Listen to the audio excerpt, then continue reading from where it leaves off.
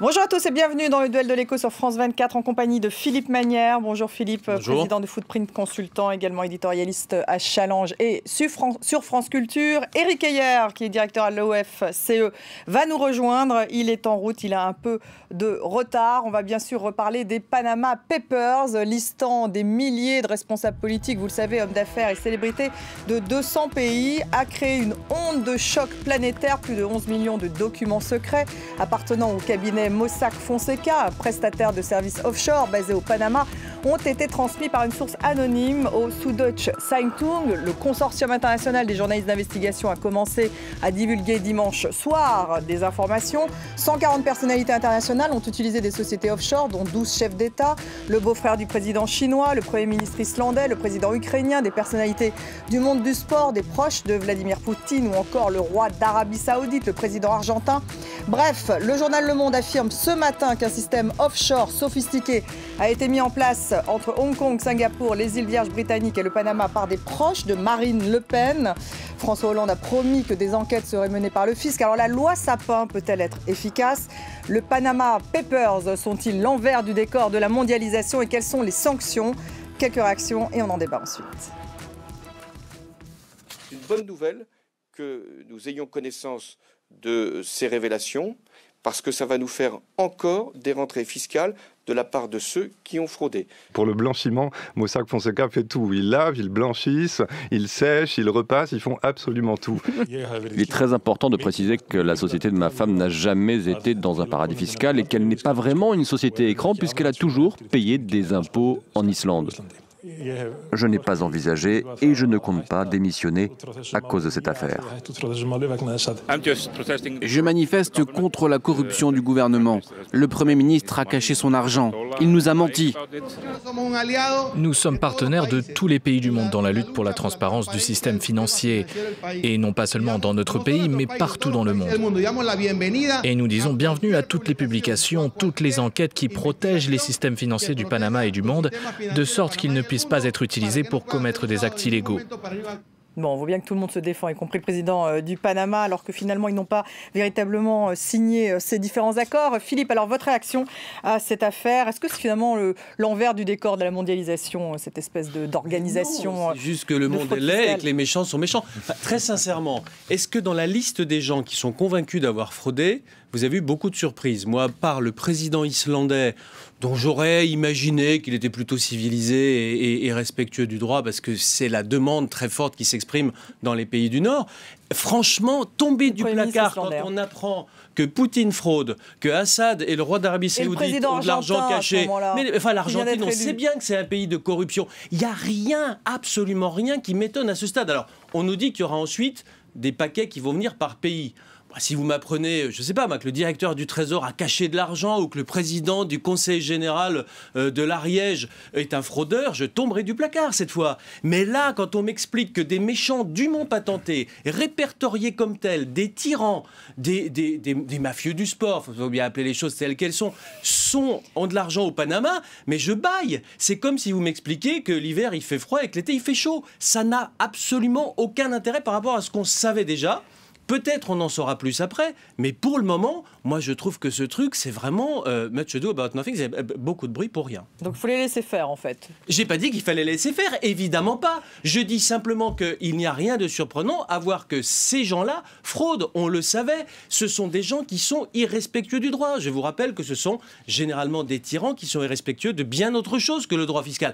Honnêtement, c'est un peu du second ordre de savoir si Assad ou le roi d'Arabie Saoudite déclarent leurs impôts. Alors, moi, j'ai d'autres choses à leur reprocher en tête de liste, vous voyez. Ouais. Encore une fois, je trouve ça très bien qu'on publions, mais ne nous berçons pas de l'illusion qu'on vit là un événement majeur avec la révélation de choses cachées. Rien de tout ça n'est surprenant. Alors, il y a les proches de Marine Le Pen qui sont mis en cause. Ça, il y a 1000 un peu plus surprenant encore que si on m'avait demandé le parti politique dont les finances étaient probablement pas totalement blanc-bleu, j'aurais dit que c'était celui-ci. Ne me dites pas que ça 1000 noms français, dont 25 entreprises. On parle de la Société Générale. Bon, ça aussi, ça ne vous étonne pas? Ça m'étonne plus. plus. Mais on parle de la Société Générale, il faudrait être plus spécifique, parce que ce qu'on nous dit, c'est qu'il y a des gens qui ont des comptes au Panama. Ça n'est pas illégal. Il y a des gens qui font des opérations qui passent par le Panama. Ça n'est pas illégal. Ce qui serait illégal, ce qui est sans doute illégal, s'agissant du crime organisé et de certains des gens, une certaine partie des gens dont on parle, c'est si ça cachait de l'argent sale ou de la fraude fiscale. Ils doivent être déclarés, ces fatal. comptes. Oui, alors, sont-ils déclarés ou non ? Regardons de plus près, mais en tout cas, les gens qu'on nous montre en tête d'affiche, ils fraudent. Enfin, give me a break. Franchement, vous pensiez que Assad était l'ami du genre humain ? Enfin, où on va ? Éric ?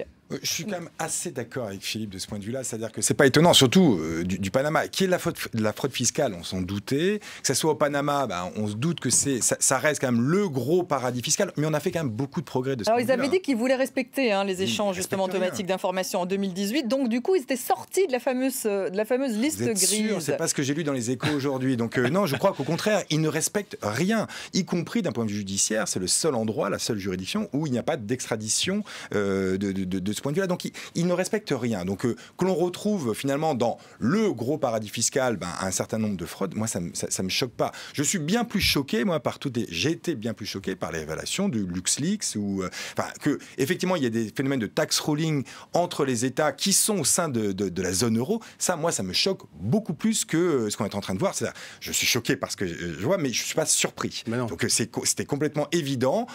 C'est bien, on va quand même dans le bon sens, c'est-à-dire que l'opacité se lève petit à petit, il commence à y avoir cette information, c'est tant mieux parce que effectivement aujourd'hui on souffre quelque part quand même de toutes ces fraudes fiscales, ça coûte aux États et puisque aujourd'hui tous les États sont à la recherche d'une réduction de leur endettement, je pense que petit à petit ce genre de paradis fiscal va disparaître. Alors encore une fois, vous pensez que ça va disparaître? En tout cas, vous voyez que le Panama qui restait quand même le pays le plus opaque de ce point de vue-là, il y a aussi les îles Vierges. La fraude fiscale quand même est importante et il faut lutter contre la fraude fiscale. Mais tous les François gens Hollande a dit qu'il fallait peut-être qu'ils aient déclenché des enquêtes. François Hollande, tout ça est gaguesque. François Hollande qui dit j'apprends qu'on nous apprend des choses terribles dont j'avais le soupçon. C'est très bien. Je félicite ceux qui dénoncent les méchants.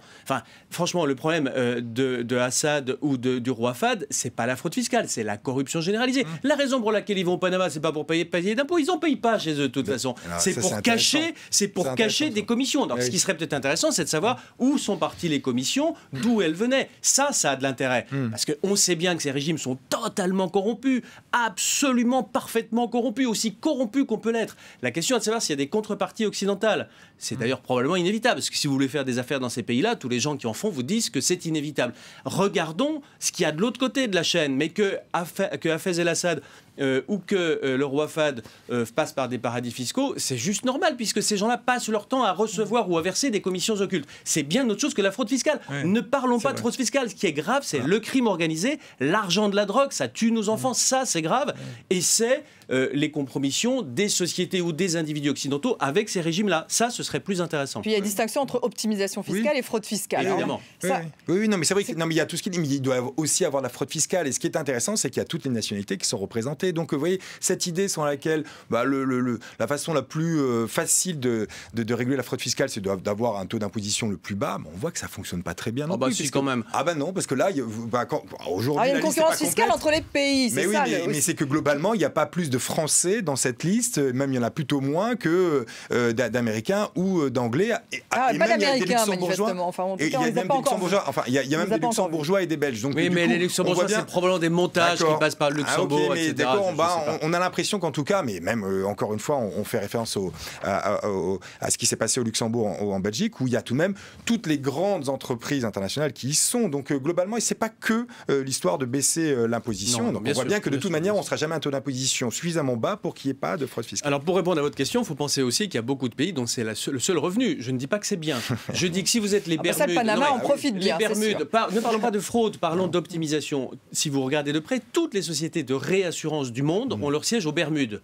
Devinez pourquoi. Ce n'est pas parce que le climat est particulièrement désirable aux Bermudes, d'ailleurs il l'est modérément, c'est surtout parce que les Bermudes, pour gagner de l'argent, pour trouver une activité, si vous êtes une île perdue au milieu de l'Atlantique, vous n'avez aucune activité naturelle, ont décidé d'accorder un avantage fiscal spécifique aux sociétés de réassurance. Moyennant quoi, elles ont quelques milliers d'emplois, du trafic aérien. Et voilà, donc on ne peut pas lutter contre ça, on ne pourra jamais lutter contre ça, parce que les gens font avec les moyens du bord. Les rendre un peu plus transparentes, de vendre les obliger le point à TV. se conformer à l'échange d'informations. Mais en tout cas, on continuera à en parler. Enfin, en tout cas, c'est quelques milliers d'emplois qui sont créés peut-être aux Bermudes. Il y en a quand même beaucoup qui sont détruits ailleurs. Il faut quand même pas faire... Le solde est quand même très négatif. Bon, il est très négatif. Il doit être quand même très négatif quand on voit quand même la partie qui pourrait être récupérée par les États, et notamment certains États européens. Ça permettrait de faire un tout petit peu moins d'austérité dans certains pays, donc d'un peu moins détruire d'emplois. On revient à votre quasi-obsession. Bon, il reste 1 minute. Je voulais qu'on parle tout de même de Orange et Bouygues Télécom. Qu'est-ce que c'est? C'est vraiment chronique d'un fiasco annoncé. En 30 secondes chacun. 30 secondes.